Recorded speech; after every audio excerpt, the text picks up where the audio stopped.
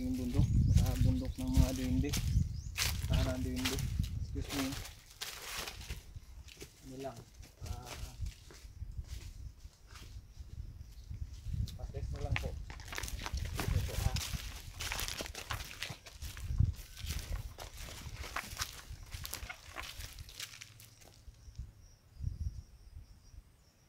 Diyan, oh.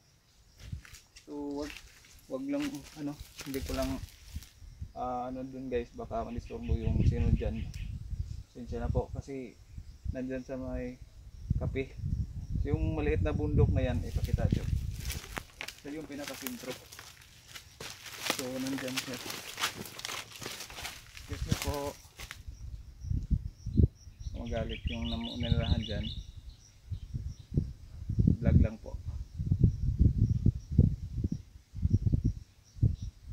Yan. So dyan siya nakatoro guys.